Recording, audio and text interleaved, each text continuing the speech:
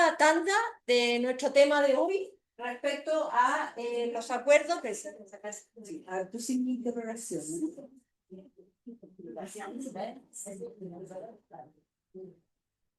Ya, respecto a lo que está ocurriendo, ¿verdad? Esta semana, que ya es la firma, por favor, chicas, de los acuerdos de paz, y la gran pregunta en mayúscula y signos de interrogación que duran mucho rato es cuánto va a durar y si esto va a ser realmente una paz duradera en el tiempo. No es que les vaya a contestar la pregunta, sino más bien es para transmitirle la sensación que hay en general entre la gente que está vinculada a este proceso de paz, ¿ya? Bueno, quiero partir con estas imágenes porque yo debo decirles que ayer tenía la garganta apretada. O sea, qué día tan Los ojos así. potente desde el punto de vista emocional en todos los ámbitos, bandos y protagonistas.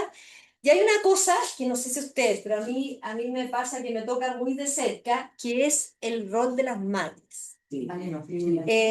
El rol de las madres en esto. Las madres cómo abrazaban a sus hijos, bueno, a un papá, aquí tenemos niños, etcétera, familias que se reunían. Estos son los rehenes, ¿ya? De los 20 rehenes que liberaron. Pero esa mamá estoica, siempre al lado de su hijo, esperándolo, abrazándolo, para mí, de verdad, fue una de las cosas más como emocionantes. Este es el momento de Israel, ¿no? El momento en que liberan a los 20 rehenes.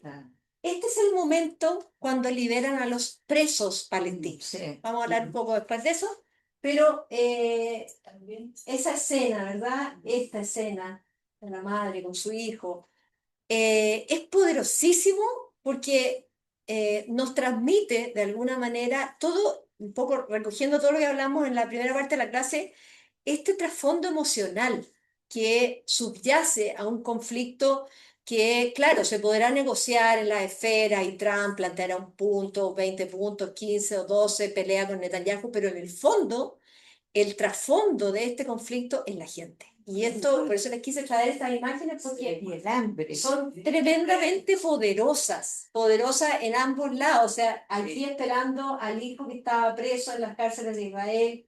Todos estos son chiquillos detenidos en distintas circunstancias, en Gaza, etcétera, etcétera. Y la tercera parte de esto, que es la llamada Operación Retorno, ¿no? Que es Te van a dormir. devastador esto, o sea, es devastador. Y en cuanto se anuncia el cese al fuego el viernes, pescan, de nuevo lo que hablábamos de esa imagen de la Nakba, ¿no? Pescan sus 4 pilchas con sus hijos y parten caminando a ver qué van a encontrar, Nada, que probablemente nada. pero esto, ¿sabes por qué lo marco? Porque la fuerza de la tierra, de la propiedad, de lo mío, de mi raíz, es muy poderosa. Porque uno diría, mira, ¿sabes qué más? Ya está todo destruido, vámonos por otro lado, no sé, veamos, pero la gente vuelve a lo suyo, que es lo que probablemente ustedes harían también, porque es donde tú construiste, tenías tus animalitos, tu casa, tus vecinos, tu red en el fondo, ¿no? Entonces, es brutal esto. Esta imagen de aquí es impactante, que es todo el regreso, ¿no? Hacia el norte, porque pensemos que durante todos estos 2 años los gazatí fueron en el fondo forzados y desplazados hacia el sur, estaban todos prácticamente en la frontera con Egipto. Entonces, toda la gente que tenía sus casas en Ciudad de Gaza, en Yuni, etcétera, vuelven, ¿no? En este ejercicio. Entonces, me parece que esto es muy como poderoso. A mí, por lo menos, me dejó muy tocada, digamos. Me levanté muy temprano porque quería ver las imágenes y la verdad es muy fuerte, muy poderoso, más allá de la pregunta inicial. Bueno, en términos prácticos, Israel libera, esto estamos hablando de los presos, ¿no? En las cárceles. Para que tengan una idea, de acuerdo a los organismos internacionales, más o menos se estima que hay 11.000 palestinos en cárceles israelíes. 11.000, ¿ya? De los cuales la menor cantidad tiene condenas. La mayor parte está detenido sin proceso todo. O sea, fueron detenidos en las redadas del 7 de octubre de Gaza, en los tiempos sucesivos, pero en general hay gente que no tiene un proceso, por lo cual están detenidos todo este tiempo en condiciones bastante infrahumanas, porque hay denuncias de ambos lados de tortura, en fin, bueno, lo que ocurre en estos casos, ¿no? Y casi prácticamente 2.000 detenidos sin cargo, o sea, 250 son gente que estaba condenada.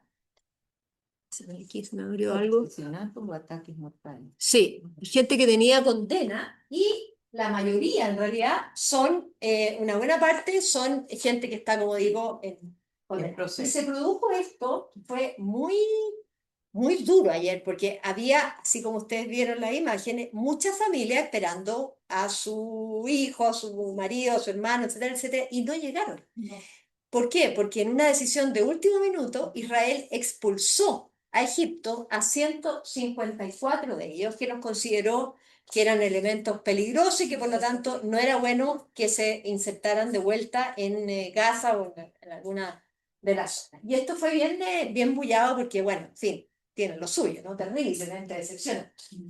Bueno, la pregunta como llegamos acá es, ¿qué pasó diferente que hizo que esto terminara de cuajar finalmente y pudiésemos tener un cese al fuego como el que estamos presenciando por estos días? Bueno, lo probable es que se haya dado cuenta jamás que esta piedra, que esta moneda de cambio, que siempre les dije, ¿verdad? Los rehenes eran la moneda de cambio, que a todo esto quedaban 20 vivos, o sea, los otros 28 están muertos y de hecho todavía no han podido recuperar los cadáveres. Pero probablemente el cálculo es que jamás se empezó a dar cuenta que esta moneda de cambio cada día valía menos. O sea, ya la capacidad de negociación y de estrujar más ya llega a un punto que topa un límite. Entonces, probablemente se dieron cuenta que iban a ganar mucho más sentándose a una mesa y negociando algunos puntos y entregando a los rehenes. Aun cuando entregando los rehenes se les acaba su poca, mucha, media o nada moneda de negociación, ¿ya? Tenemos pendiente algunos bueno, y esto también se da en un momento evidente en que hay una fatiga por ambos lados, ¿no? La fatiga bélica israelí es evidente, independiente que no es comparable la fuerza militar de uno con el otro. De todas maneras, hay un cansancio, hay un agotamiento y hay obviamente una presión ciudadana que ejerce ahí una contención importantísima sobre el gobierno de Netanyahu. Y por el otro lado, Hamas ve cómo sus filas empiezan a verse sumamente mermadas, ¿verdad? Con todos estos 2 años de ataque que les han dado, pero durísimo. Y sobre todo lo que hablábamos hace un rato, que les descabezaron completamente a todos sus líderes. Y eso tiene un impacto no solamente estratégico militar, sino que psicológico, porque en el fondo te quedas sin los grandes referentes que te han guiado en esta lucha en la que estamos todos embarcados. Entonces, en el fondo, ambos tenían ciertos incentivos para sentarse a una mesa y tratar de buscar, ¿verdad?, la primera etapa, que es este famoso cese al fuego. Netanyahu sabe que, porque lo está viendo todos los días, que su posición en términos internacionales está muy debilitada. O sea, está mucho peor parado que lo que estaba antes del 7 de octubre, ¿cierto? Y además, porque hay otra cosa que, bueno, una cosa avanza con la otra, lo que se llama la causa palestina o la idea de que se reconozca el Estado palestino, lo que estuvimos hablando en la primera mitad de la clase, es un movimiento creciente en el mundo. Sí, y eso lo estamos viendo en Europa, en los países, en el mismo Francia, Alemania, Macron, que dice, nosotros vamos a pelear por el reconocimiento, ya que Francia esté en esa tesitura, hace que el tablero de Netanyahu se mueva. Cuando menos se mueva o se resquiebra. Entonces, se empiezan a dar condiciones para que esta cosa, que le hemos llamado finalmente el acuerdo, logre firmarse. Bueno, oyeron el discurso de Trump, yo lo vi de punta a cabo ayer en la Knesset. Ayer fue al Parlamento. Trump, que es decir, está como 15 metros despegado del suelo. sí, sí. está viviendo su momento de gloria, con gran razón debo decirlo. Sí. Pero está, pero ya, rebosando, en llama, como dirían los chiquillos. Bueno, entonces, ¿ah? Había un título que se dio él diciendo que había ganado la guerra. Ah, sí, bueno, varios. No, dijo, no sé si me voy a ir al cielo, pero una de las frases, no sé si me voy a ir al cielo, pero hoy hay miles que dormirán tranquilos. Hoy ya no te pasa. Bueno, pero en el fondo, no, lo que quería decir que lo hizo todo un cálculo milimétrico para llegar a Israel primero y hablar en el foro en el momento que los rehenes estaban siendo liberados, por lo tanto era el foco principal de atención, y después de ahí volar a Egipto, ¿verdad? Que es donde tenía que firmar el acuerdo. Bueno, el discurso no tiene desperdicio, ¿eh? Realmente es para verlo de principio a fin, porque además él es gracioso. O sea, tiene una cosa, tiene unas cosas y una salida que uno dice de repente, no sé, él es totalmente insospechado, puede salir por cualquier... Bueno, las cosas importantes del discurso en el Parlamento israelí, que obviamente su anfitrión era Benjamin Netanyahu. Lo primero que dice es, terminó la larga y dolorosa pesadilla y habla de una era dorada de Israel y Oriente Próximo. Netanyahu ha sido muchísimo más prudente para calificar el momento. Él dice, cuidado, sí, en fin, un acuerdo de paz, pero esto no podemos hablar todavía. Porque Netanyahu está haciendo sus propios cálculos, es decir, él tiene otra agenda. En cambio, Trump lo que quiere es poner, literal, la firma, sellar y coronarse como el gran artífice de la paz.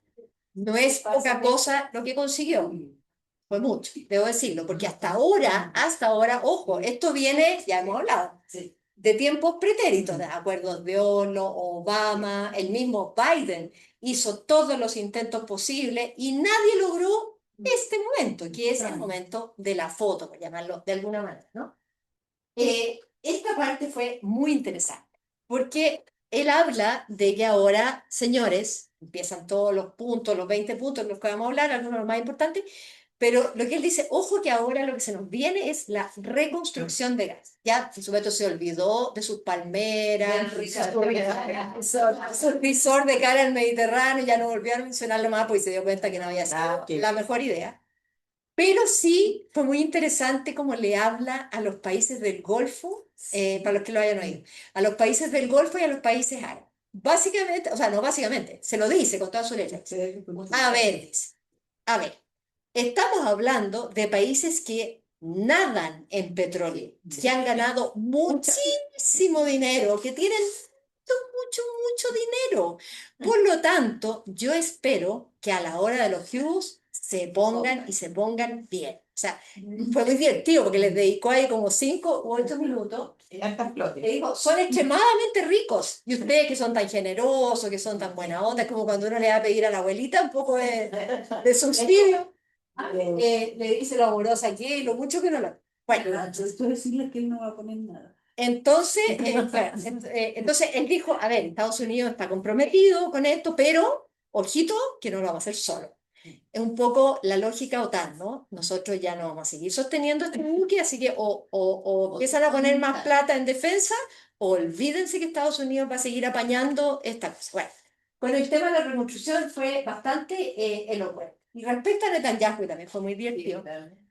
Le echó hartas flores, dijo que en fin, que era tan valiente, que no sé qué, y al final no pudo evitar, entonces dice, no es el tipo más fácil con la implementar, pero bueno, eso es lo que lo hace tan genial. No, sí, era una pieza realmente, oiga, bueno, y una cosa que ya, o sea, yo lo encontré totalmente fuera de lugar, pero bueno, dijo, puestos aquí en esta cosa, vamos pidiendo, y le dice al presidente de Israel, a Herzog, que usted sabe, el primer presidente, el primer ministro, a propósito de que Netanyahu está imputado por una serie de casos de haber recibido regalos, sobornos, corrupción, básicamente casos de corrupción, y le dice, señor presidente, ¿por qué no le concede el indulto? ¿A quién le importan los puros y el champán que recibió? ¿A quién le importan los regalos? ¿A quién le importa si llegaron puros? como diciendo el peso de esto que estamos firmando hoy día tiene tanta relevancia que usted no va a ir además a castigarlo cuando hemos logrado que se siente a la mesa, que agache la oreja y que finalmente firme esta cuestión. Es como una manera, pero a mí personalmente me pareció, se pasó tres puestos. Sí. ¿Quién tiene que ir a opinar del sí. problema de Trump? Y Trump siempre nos sorprende. Bueno, y la otra parte interesante fue cuando habló de Irán, porque él dijo que dijo, bueno, hemos estado en acuerdo, en tratativa. ¡Qué bien hice! Dice él. Ustedes saben que él se retiró de los acuerdos de desarme, ¿saben que yo les conté en Irán? Se retiró, pues él echó por tierra todo. Entonces dijo, qué bien hice yo en irme en esos momentos y de retirarme del acuerdo, porque ahora hemos vuelto a sentarnos de otra manera. Y dice, y eso fue muy simpático, lo voy a usar en inglés porque encuentro que el concepto es de I know how to deal, dice. Sí. O sea, yo sé negociar. Lo describe perfectamente. I know how to deal, and I know there's gonna be a deal, dice. O sea, a los iraníes ya los tengo en el bolsillo. Entonces, fue muy elocuente, digamos, porque nos hemos olvidado de Irán. Pero a ver, tenemos ahí un tema importante pendiente. Bueno, básicamente ese fue el tono. Bueno, no sé, tú lo viste entero, hay otras cosas, pero lo importante aquí es que él instala que la paz llegó para quedarse. Sí. Y aquí quiero decir algo, porque independiente del escepticismo que hay en muchos sectores diciendo, ha habido tanto cese al fuego, en fin, y estas dos partes que no se entienden bien, cuando Trump pone las fichas, las cuida.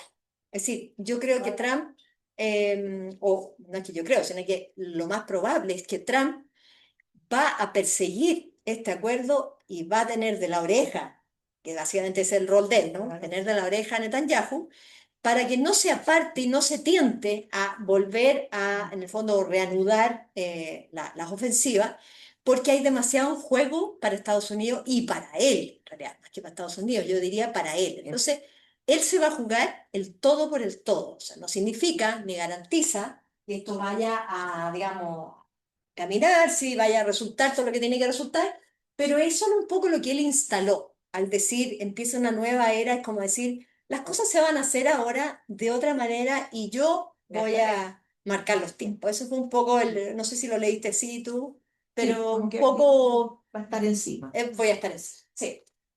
Bueno, la firma del acuerdo se produce, ¿verdad?, en Egipto. Es curioso que no firman los directos involucrados, sino que son los vicarios, de alguna manera, ¿no? Que obviamente las partes, una vez que lo aprobaron las respectivas partes, se procede, ¿no? Entonces, ¿quién firma? Básicamente está el presidente de Egipto, no me acordaba que fuera tan bajito. Y sí, otros son muy altos. Pero Trump no está, o sí es muy alto. Sí, es alto. o sea, menos sí, sí, sí, sí, es alto. Es que no lo he visto nunca en persona, pero de Qatar, pero sí, de Qatar, digo, Es que ese chiquitito. de Qatar. Y falta el de, ¿cómo se llama? De Turquía, que es Erdogan, ¿cierto? Erdogan también es suscriptor de la cosa. Es que fueron varios presidentes, los jordanos. Sí. El presidente del Sisi, que es el egipcio, y esto también es interesante, porque este es una especie como de muñequeo permanente entre levantar la causa palestina y tratar de que Israel no se enoje mucho y siga en la mesa. Pero el presidente egipcio, que en el fondo, por eso digo, cada uno lleva su agenda. Entonces, él representando un poco los intereses del mundo árabe, que a él además le interesa que esta cosa se estabilice, dice, los palestinos tienen derecho a su autodeterminación y hay que saber que la guerra no va a menoscabar su libertad. O sea, como, ¿no? Un mensaje. Veamos el balance para Trump. Ahí está su orgullosa firma en el... siempre en el famoso acuerdo. Sí. Bueno, vamos a mirar el contexto o el momentum de Trump para firmar esta. El momentum no puede ser más propicio, porque en el fondo él controla, hoy día él es el controlador del Partido Republicano, a diferencia de otros presidentes que han tenido que lidiar con facciones internas, ¿no? Que es lo propio de cualquier organización política. Entonces, se da que controla el Congreso, controla su propio partido, y por lo tanto puede lograr muchas cosas que los demócratas no pudieron. Es decir, los Biden, los Obama, por muchos intentos, cuando uno no puede votan ser con uno, reelegido, ¿no? es muy, muy No, difícil. no. Él no puede ser. Es que él no le gusta. Es la edad.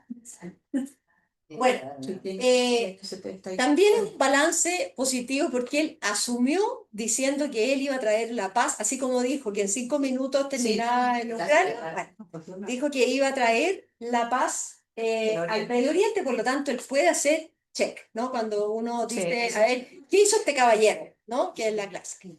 Se quedó un poco picado porque ganó Corina. Sí, no le dieron el... Pero capaz que postule para 4 años. Ah, sí. No, ya fue, ya. Bueno, una cosa que es bien relevante y que sí hay que dárselo a la diplomacia norteamericana es que lograron separar el paquete. O sea, esto es como cuando las leyes están todos enfrascados y no se ponen de acuerdo y dicen, bueno, separemos los capítulos para poder salvar alguna parte, porque si nos ponemos a discutir y no nos ponemos de acuerdo, no vamos a tener ley nunca. Eso es bastante habitual. Bueno, aquí lo que logró Trump y dijo, a ver, espérense un poco. Firmemos un cese al fuego, pongámosle las condiciones y después veremos las cosas más de fondo. ¿Qué es lo que no se había logrado hacer? Porque siempre se metía todo en el paquete. Obviamente que en ese paquete podemos estar meses, años discutiendo. Entonces, ese sí es un logro. Logra que se le alineen los países árabes, los países musulmanes, los países del Golfo, se le alineen detrás de este acuerdo, con lo cual de alguna manera tiene una validación internacional que para él es muy importante. Ojo, que ha venido pasando más o menos nomás, o sea, no voy a hablar de su sistema interno que ya lo tiene bastante mal, pero toda la guerra arancelaria lo puso a Trump en bastante malos términos en general porque se peleó básicamente con todo el mundo, digamos, hasta con los amigos. Entonces, si uno mira, llevamos recién, no llevamos ni un año todavía con Trump, pero tenemos, fíjense, reanudación de negociaciones nucleares con Irán, lo que estábamos diciendo el día, el famoso que dice. Tregua con los hutíes en Yemen, bueno, tregua en realidad de aquella manera, porque los han hecho polvo, los han bombardeado los israelíes por todos lados, pero bueno, de alguna manera hay ahí una tregua. Y la suspensión de las sanciones al Sirio, vamos a hablar en algún minuto del nuevo gobierno sirio, que también es un logro, digamos, dentro de todo lo que es su política. O sea, él hoy día puede mirar y decir, sí, esto más bien la balanza tuvo más a mi favor que llevarme cosas en contra. O sea, para él hoy día este acuerdo es muy significativo desde el punto de vista de la política exterior y también para sus huestes, porque también para la gente es importante que Estados Unidos sea quien patrocine este tipo de iniciativas. Veamos el balance para este otro caballero. No es tan bueno como en el caso de Trump. ¿Por qué? Porque todos sabemos que se sentó a la mesa porque Trump le apretó las clavijas firme.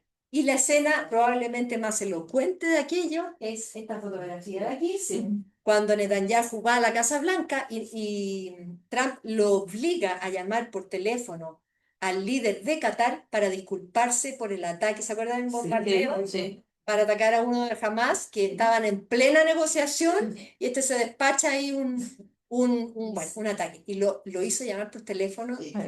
Fue lo más humillante que te puede pasar. Es como cuando el papá te llamaba y decía, vaya a pedirle perdón a la vecina que le tiró la pelota. Y uno iba ahí todo enojado. Bueno, es un poco eso, ¿no? Que es una escena muy, muy humillante, pero habla también del dominio que está teniendo Trump sobre Netanyahu. Si Trump, que sabe de imagen, como no sabe nadie, sabe perfectamente lo que está transmitiendo con esto, ¿no? Es muy importante. Está diciendo, si yo le digo que llame, ya. ¿Ya? Entonces, Mande. exactamente, exactamente. Ahora, ojo, porque Netanyahu ha hecho las suyas. Sí, la verdad. En los 2 años de guerra, en el fondo del 23 hasta el 25, el mayor logro en realidad de Netanyahu es que ha eliminado a todos los líderes, ha descabezado jamás. O sea, todos, ya se los nombré, a todos más los otros tantos subgenerales, etcétera, etcétera, en sus grados, digamos. Y por lo tanto, la organización militar está bastante alicaída, por decirlo así. Entonces, eso sí es un logro desde el punto de vista. Y por eso, cuando uno dice, ¿por qué Netanyahu se sienta a la mesa? Sí, efectivamente lo pescaron de la oreja y Estados Unidos le apretó la clavija. Pero también, ojo, él está mirando la perspectiva 2026, que hay elecciones legislativas en Israel, ¿ya?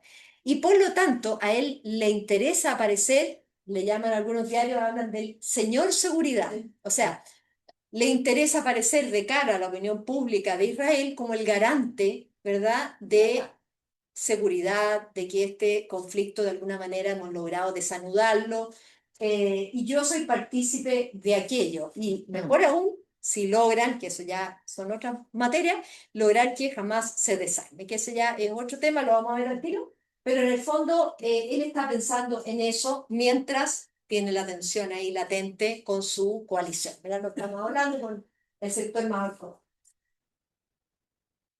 No ha sido fácil para Trump, porque le ha hecho zancadillas por donde ha querido Israel, Netanyahu. Veamos alguna de ellas. Mientras Trump negociaba acercamientos y tregua, Netanyahu boicoteó, es decir, hasta el infinito con acciones ofensivas. Es decir, bastaba que se acercaran a la mesa de negociaciones y ¡pumba!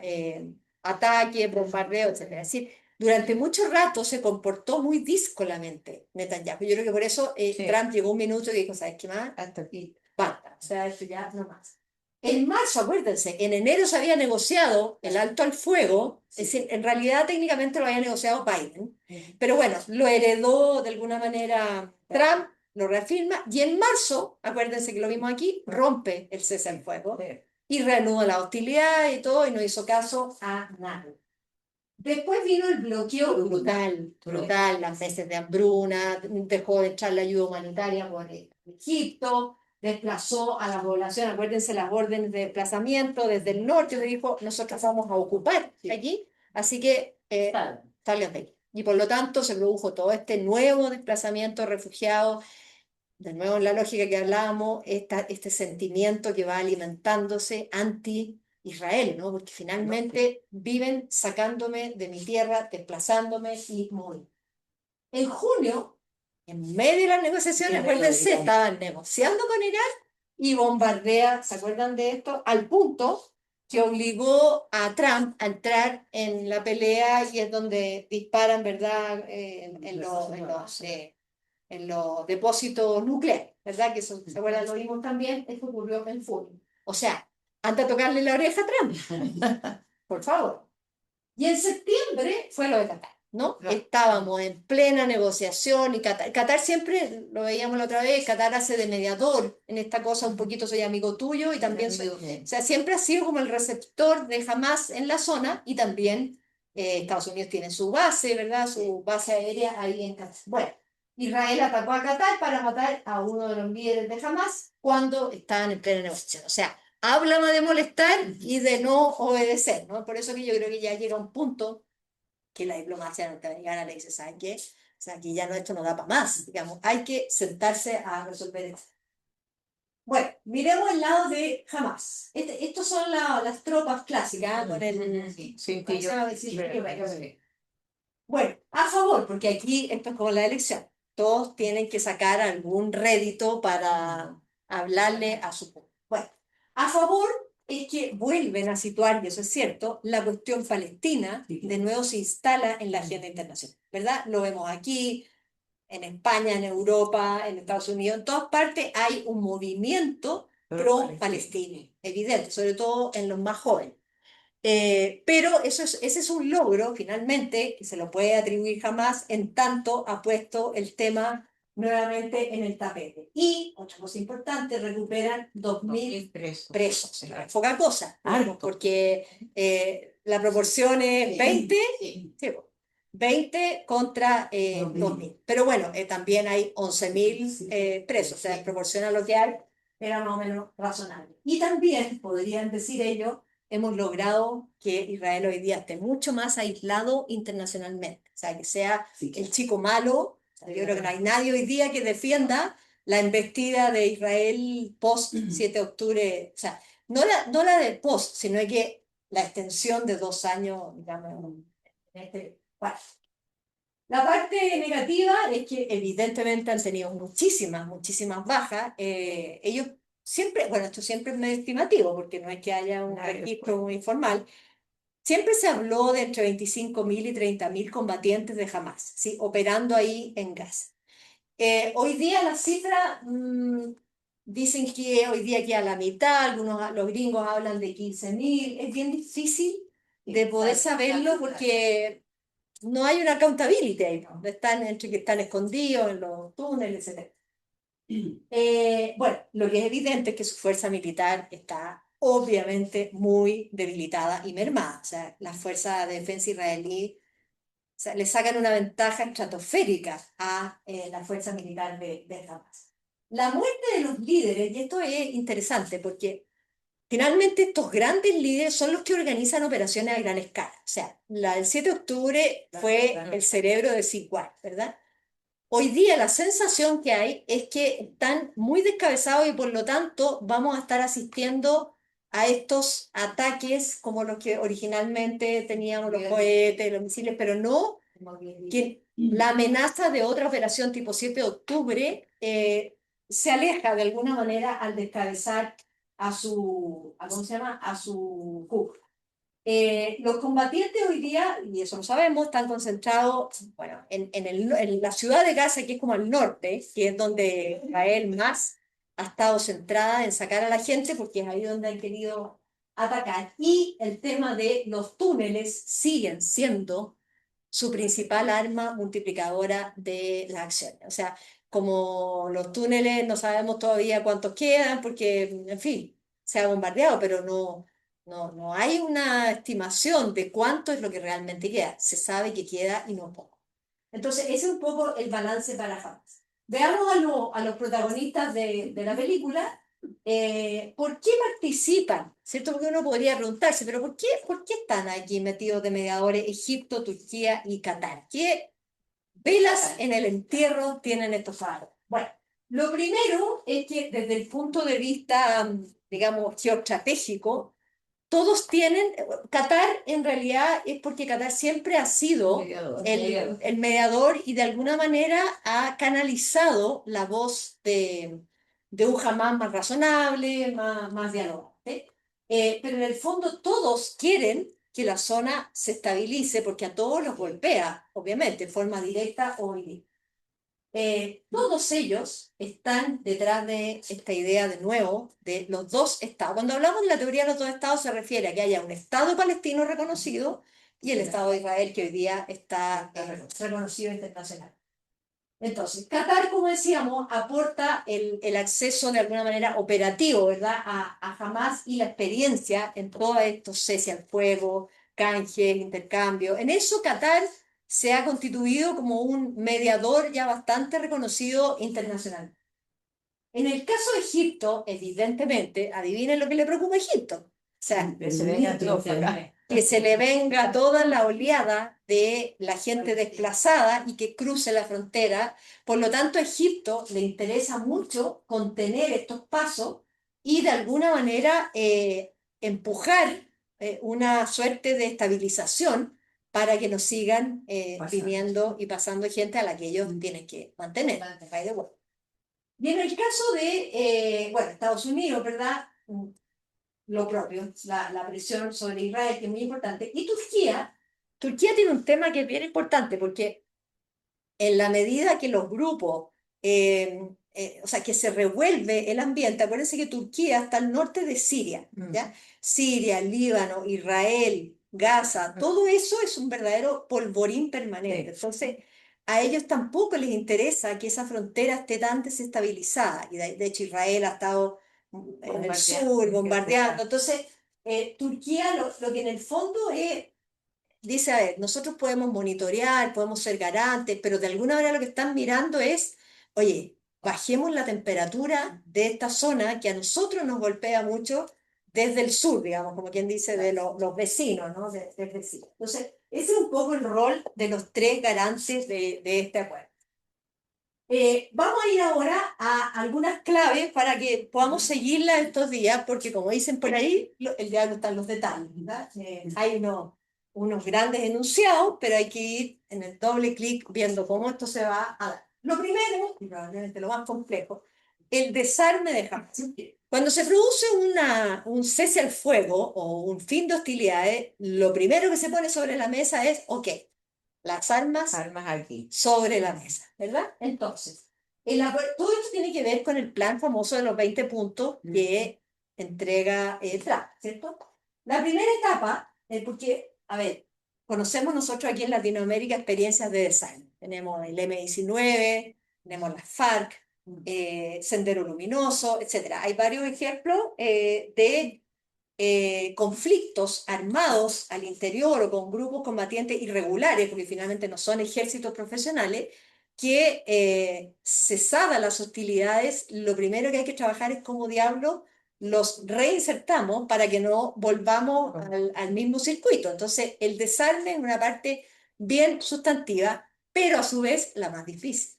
Porque el que está en este pellejo de ser Hamas es su única, o sea, ya no tengo los rehenes, tengo por lo menos armas para defenderme frente a este gigante que tengo de vecino que se llama Israel, que de repente se le para la pluma y resulta que viene y nos ataca, ¿verdad? Entonces, la primera etapa se plantea y dice, si ustedes quieren una amnistía, tienen que comprometerse a coexistir pacíficamente. O sea, dicho esto está bonito, pero como diciendo, no insistan en empezar a atacar o mandar misiles o cohetes.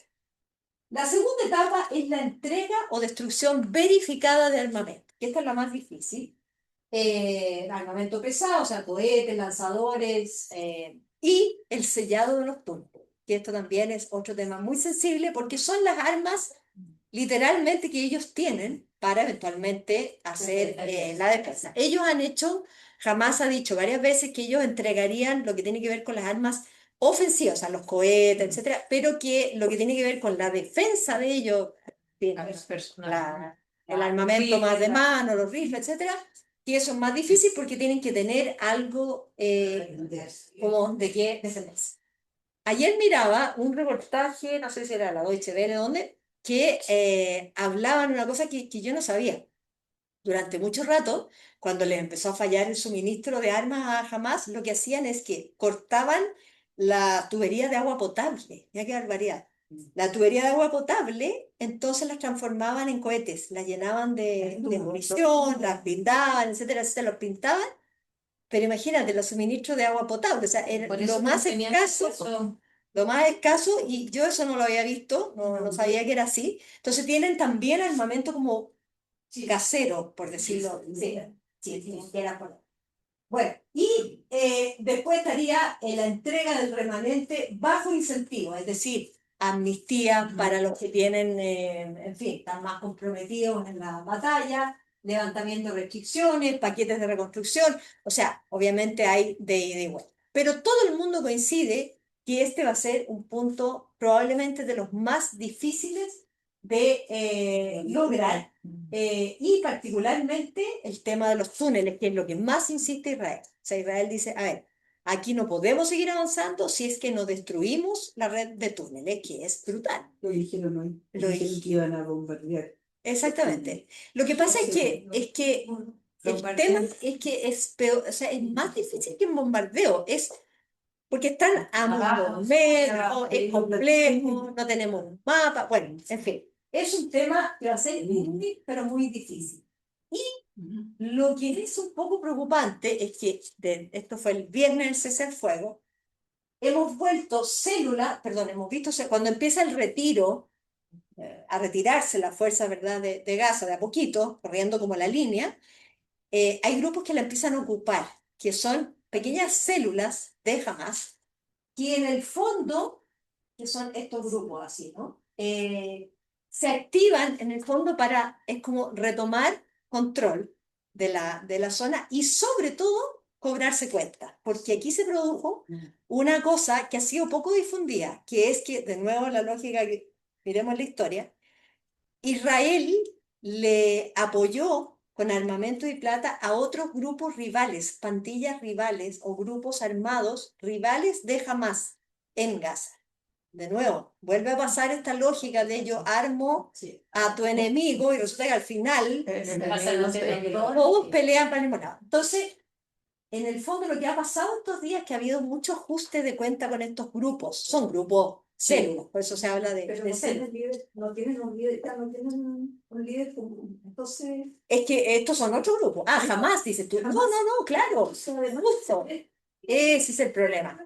Cuando tú no tienes un mandato central que dice, cabros, Se acabó. estamos en esta, vamos a desarmarnos porque estamos por este paz, porque vamos a reconstruir todo, se produce un desbande de alguna manera y que cada uno se manda solo. Y eso es muy peligroso, porque porque eso se es juntan justamente dos, lo que tres. puede obstaculizar y puede incluso boicotear un proceso de paz que Exacto. aunque estén incorporados los líderes, la gente abajo siente que no tiene ese liderazgo de los Sinwar, etc. ¿Hay alguna posibilidad de trabajo en algo a esa gente que queda de ociosa? El problema es incluso antes que eso, es la gente que vive en casa. El gazatí, ya no ¿De qué digo viven? el combatiente armado. ¿De El qué problema es que es un país que hay que armarlo de cero. Hay que cero. reconstruir de cero porque está nada. todo En el todo en chino. Es decir, el 80% de todas las instalaciones, de todas las construcciones está en el suelo. Por lo tanto, es un país que levanta, y eso ustedes saben que no se hace en 15 días ni en 20. Berlín costó un montón. O sea, entonces, ese es un tema muy complejo porque ¿dónde va a trabajar esa gente? Entonces, acuérdate que había un porcentaje de gazatíes que cruzaba a Israel a trabajar, ¿cierto? Claro. Que viven o que trabajan, etcétera, etcétera. Pero el grueso de la población ha perdido las pocas y nada porque era un país muy, o sea, una zona muy pobre, pero pobrísima. Entonces, ese es un tema porque, ¿qué es lo que con mucha razón tú planteas? Porque finalmente esto es como los cabros que venden drogas. Entonces tú le dices, ya, sácalo de ahí. Ya, ¿y qué hace? Si su circuito Ese es. solo lo lleva a vender droga que le da plata, entonces es como cómo rompes el circuito de estos grupos armados. Y lo segundo, lo que dices tú, que es cuando tú no tienes un líder, es muy peligroso, porque empiezan a desbandarse, y esto es lo que ha estado pasando estos días. E Israel, de hecho, ha hecho ataques en la frontera porque ha habido grupos de estos. Entonces, empiezan estos rifirrafes, estas refriegas que son súper peligrosas cuando se ha firmado un cese al fuego. Entonces, ha habido, por ejemplo, se han visto y hay registros de hombres armados, enmascarados, buscando armas de los que, digamos, los que se fueron y dejaron en los autos armas abandonadas. ¿Por qué? Porque saben que la única manera para defenderse es tener armas. En el sur, aquí hay un caso de una milicia local que están tratando de, en el fondo, de traer para o sea, de alguna manera sentar a la mesa, por decirlo de alguna manera, ¿no? Para que se incorpore en este proceso. Pero ahí, estas famosas fuerzas populares, que son como estos grupos, los que tienen mayor visibilidad y son los principales rivales de Hamas en la zona de Rafah, que es la zona de Egipto.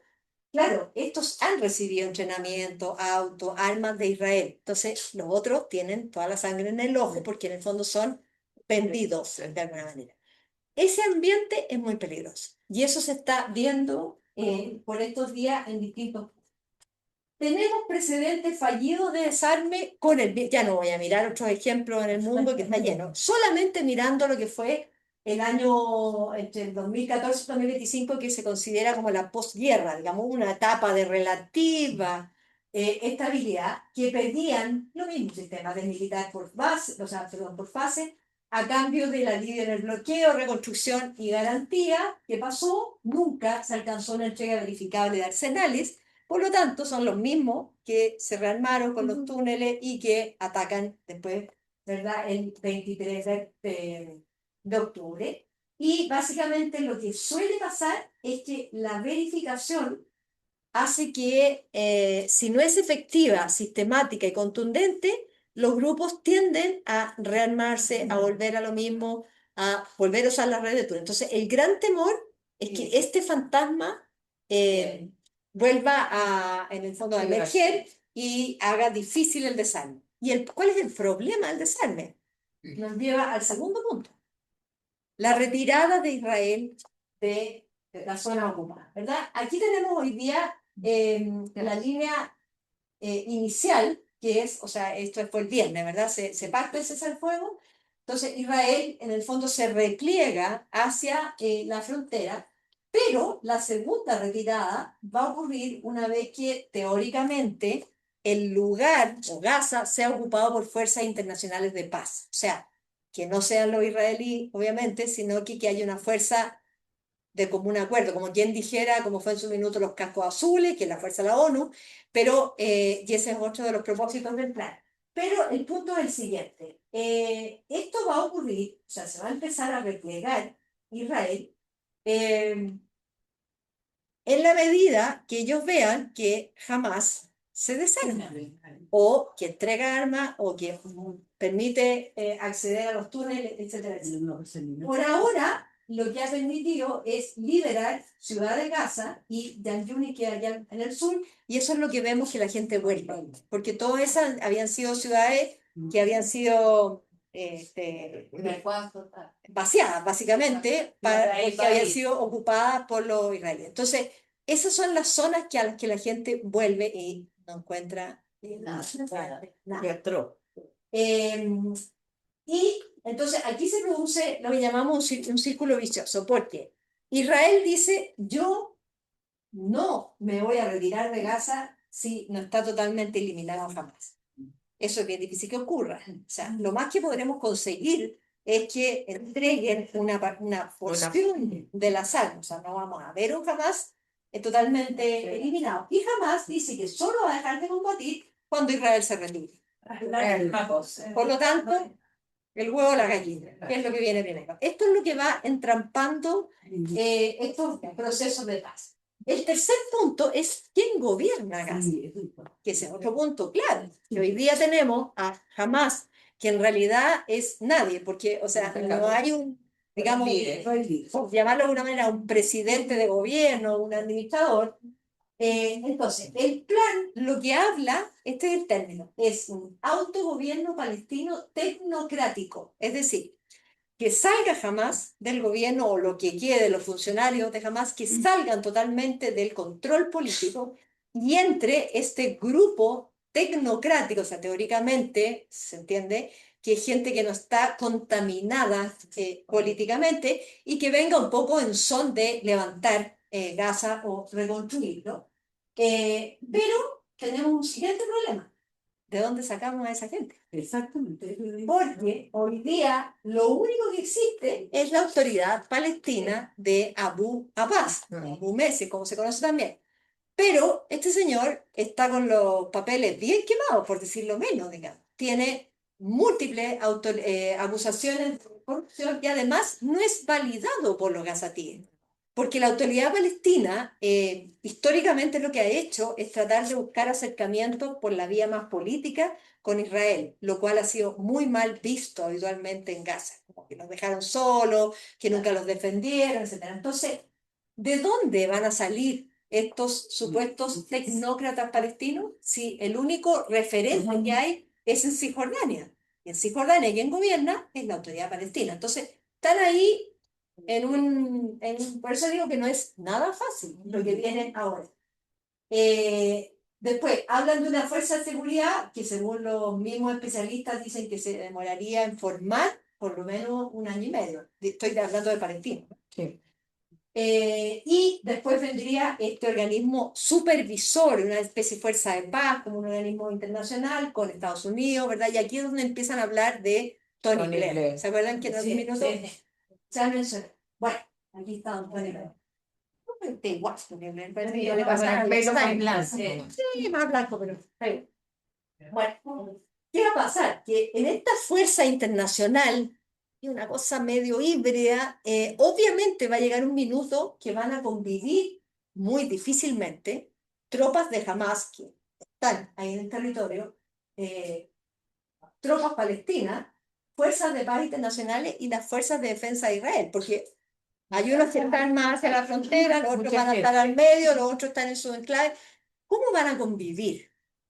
Ahí hay un tema que está difícil. Entonces, de un problema se deriva a otro. Trump dice, no, voy a pedirle a los países árabes que me manden gente para armar esta especie de fuerza. Entonces la pregunta es, ¿van a querer los países árabes ir a meterse a esa olla de grillos, por decirlo menos, digamos, cuando no es una zona segura, cuando no sabemos en qué plan está, ninguna posibilidad. Entonces, eso es una parte complicada. Por otra parte, una fuerza internacional instalada en Gaza y se rearma jamás y empieza de nuevo con los ataques. ¿Qué va a hacer? ¿Va a disparar? Entonces, por eso digo, estos son algunos de los muchos puntos que todavía tienen que sentarse a conversar. Por lo pronto, Trump ha dicho que tropas norteamericanas no va a meter en Gaza. O sea, que esto lo va a hacer con la ayuda de los aliados, los árabes. Por eso digo que en el discurso les doró la píldora, les dijo que eran tan buenas personas. Y lo que está claro que no puede ser tipo una fuerza tipo cascos azules, porque ya vemos que en el Líbano y en Siria llevan años y tampoco ha resultado mucho, porque pasan para allá, pasan para acá. No, no es muy relevante. Cuarto punto, la reconstrucción de Gaza. Y este es otro punto dentro de los acuerdos. Se habla de una primera, así vuelo rasante, de costo de 53.000 millones de dólares para empezar a hablar. O sea, piensen que Hay que hacerlo de nuevo. hay que hacerlo. Está total y absolutamente en el suelo. O sea, no queda ciudad en pie, digamos, está todo en el suelo. Y eso pasa por, lo que hablabas tú, que es generar fuentes de trabajo. Bueno, la propia reconstrucción genera fuentes de empleo. Pero va a ser un periodo muy difícil, la reconstrucción tarda mucho. ¿Qué se va a hacer con la gente? Mientras tanto, la van a tener en campos de refugiados, va a salir, la gente no se va a querer ir. Por supuesto, digamos, va a es estar aquí, ¿dónde van a estar? Van a estar viviendo, claro, es verdad que las condiciones van a cambiar, porque ya en la medida que entra ayuda humanitaria, tú ya tienes los camiones, tienes los niños que ya pueden volver a alimentarse, o sea, empieza a echar a andar la rueda. Pero estamos hablando de una cosa mayor, mayor, mayor. Y obviamente, de nuevo el huevo y la gallina, tampoco ningún país va a querer meter plata mientras no vea que la cosa esté más o menos estable, porque ir a poner cientos de millones para que caigan en el agua y vuelvan a bombardear, no tiene tampoco mucho sentido. Entonces, si ustedes se fijan, son Es muy difícil. 4 puntos que son bien centrales, bien claves, que tienen un montón de bordes que todavía hay que negociar. Y si no los amarran bien, va a volver a repetirse lo mismo de Oslo, lo mismo de la tregua del 2014 al 2026. Este presidente Abbas, que tiene la friolera de 89 años y está desde el 2005, lleva 20 años, con lo cual, como todo poder eternizado, se corrompe. Entonces, tampoco la autoridad palestina quiere aparecer como colaboracionista de Israel en este tema, entonces está en una posición muy, muy difícil. Y lo probable es que tengan que hacer elecciones, elegir, este señor ya tiene 89 años, elegir otra autoridad más vigorosa, más nueva, con tecnócratas competentes que puedan hacer la pega, digamos, de ir a gobernar en Gaza. De hecho, hoy día existe un cierto vínculo entre la autoridad. Ramallah es donde está, esto es Cisjordania. En Ramallah está el gobierno de la autoridad palestina y de alguna manera han tratado de establecer vínculos con la infraestructura de agua, de saneamiento, pero es algo muy menor, no hay un gobierno de la autoridad palestina. Por lo tanto, aquí hay otro tema pendiente. Y después tenemos este concepto que no sé si lo han oído hablar, los acuerdos de Abraham, que se llaman. ¿De qué se trata básicamente? Esto es de la primera etapa de Trump, gobierno 17-21, cuando Trump se da cuenta que lo que hay que hacer es una gran alianza con los países del Golfo, y sus tiros iban ¿para qué país? ¿Qué país es el que más le importa a Trump? Arabia Saudita. Entonces, la primera entrada, Y no se llama. espera, ahora vamos, en 2020 logra que todos estos países restablezcan relaciones con Israel, porque en el fondo lo que quiere Trump en ese momento, y hoy día lo vuelve a activar, es que la zona, digamos, tenga cierto colchón para Israel, que no dependa siempre y sean ellos siempre el último. Entonces, ¿quiénes entran aquí? Los Emiratos Árabes, Bahrein, Marruecos y Sudán, que normalizan relaciones, básicamente, como digo, para hacer un cordón, una suerte de cordón de cooperación económica, pero también en el concepto de la seguridad, que es lo que a ellos les interesa. Y Arabia Saudita estaba a punto de firmar el restablecimiento de relaciones con Israel cuando se produce lo del 7 de octubre. Muchos dicen que el 7 de octubre tiene una gran explicación en ese episodio, que jamás eligió esa fecha precisamente para dinamitar el acuerdo de Arabia Saudita con Israel. Inmediatamente Arabia Saudita, con el príncipe heredero, ¿verdad? Bin Salman, echó para atrás y dijo, no, aquí a este avispero nosotros no nos vamos a meter, y por lo tanto tomaron distancia, y hasta ahora quedó fuera del acuerdo de Abraham, que son los tiros de Trump, sumar a Arabia Saudita de nuevo a este acuerdo. Bueno, este es el famoso, aquí el mapa en realidad, básicamente los países que se han ido sumando, ¿verdad? Bueno, Arabia Saudita no, de a poco han ido Marruecos y Sudán. Los dos estados, que en el fondo volvemos al inicio de lo que fue la clase, que esta es la tesis de fondo, que es los palestinos quieren tener su estado reconocido con autogobierno y autodeterminación, cosa que no dice el acuerdo expresamente, porque si no Israel no lo habría podido firmar, pero dice, a medida que avance el desarrollo de Gaza y se reforme la autoridad palestina, podrían finalmente darse las condiciones para una vía hacia el Estado palestino y la otra, o sea, es como por allá, en el otro siglo, digamos, no hay plazos, no hay nada, está dicho muy, si ustedes se fijan, muy sutilmente, muy genéricamente. Bueno, la opinión de la gente en Israel, y sobre todo después de este horror de los 2 años de guerra, después del 7 de octubre, la verdad es que crecientemente la gente en Israel quiere esta solución de los dos estados como definitiva, porque en el fondo se dan cuenta que estos, si no, son puros parches, y que hacemos un cese el fuego y a los 2 años estamos de nuevo con el mismo conflicto. Es decir, no es que Israel sea monolíticamente contra Estados Unidos, sino que hay opiniones muy divididas al interior de la opinión pública. Lo que pasa es que Netanyahu tiene este tironeo hacia la derecha que no le permite tampoco abrir ningún espacio para. Bueno, Cisjordania, que es otra parte del problema, ¿verdad? Porque hoy día hemos hablado básicamente de Gaza, pero el gran problema que tenemos en Cisjordania es que Netanyahu, yo les dije, desde el día que llegó, dijo, aquí la vía es crear asentamientos, asentamientos, asentamientos, y es lo que ha venido haciendo recientemente con su partido desde el 2022. Aquí vemos todo lo que está en azulito son los asentamientos. Entonces, en el fondo, por eso ellos hablan de una zona ocupada, porque evidentemente los palestinos no tienen tierra en forma gobernada o autodeterminada, sino que están totalmente, además, la estructura de los asentamientos es como un círculo, los rodean, ¿ya? Y tienen que pasar por control, están súper controlados por la policía militar, por lo tanto, aquí hay un tema. Fíjate que ayer estaba mirando, Israel se apropió de más tierras de Cisjordania en el año pasado que en los 20 años anteriores. O sea, ha habido una ofensiva muy particularmente grande. Y decían que este año, en 3 meses, habían aprobado 10.000 nuevas viviendas, o sea, nuevos asentamientos, que es más que todo lo que aprobaron en el 2024. O sea, la tendencia es que cada vez más van instalando nuevos asentamientos, lo cual hace que este anhelo de paz, en el fondo, se empieza a diluir, a difuminar, aunque no sea en Gaza, pero finalmente es el mundo palestino, ¿no? En esta zona que es Cisjordania.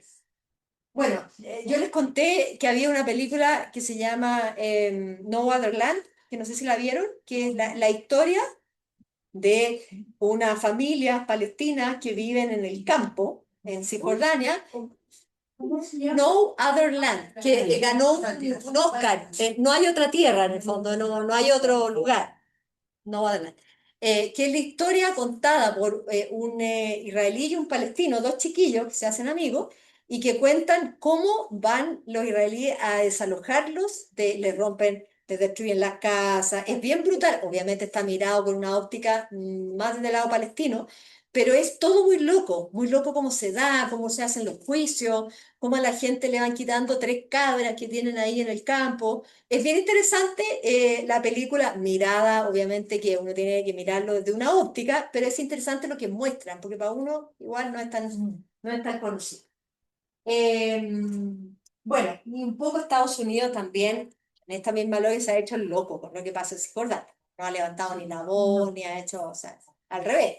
Levantó sanciones que había puesto Biden contra los colonos más violentos, que suelen estar atacando permanentemente a los palestinos. Así que Cisjordania es, o sea, es parte del problema. Lo que pasa es que hoy día no estamos hablando puntualmente, pero aquí hay un tema porque creciente, lejos de salir, Israel cada vez ocupa más espacio. Y para terminar, bueno, ¿qué esperar? ¿No? Siempre nos preguntamos esto al final de la clase. El acuerdo de paz, hay que tener claro, lo que se acaba de firmar es solo la primera fase, es decir, es solo un cese al fuego con liberación de rehenes e intercambio de prisioneros. No es más que eso.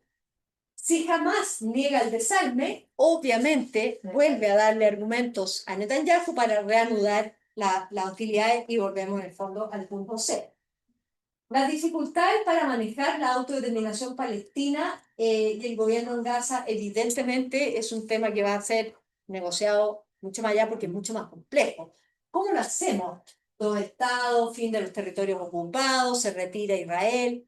Marca mayor, que no está hoy día en Estados Unidos.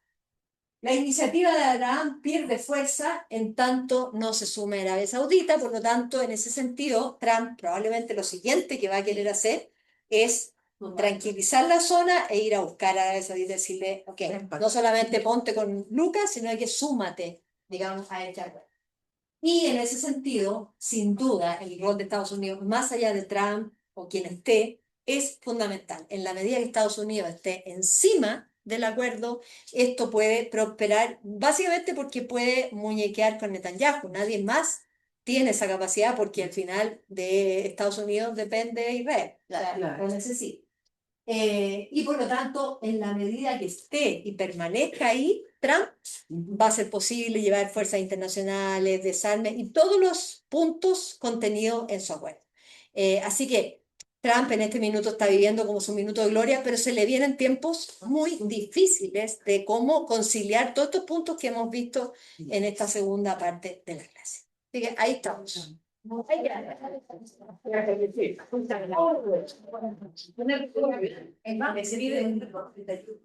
Sí, mira, claro, con razón el otro se veía chico por todos lados. ¿Qué? Ram, ya sabía que era tan alto.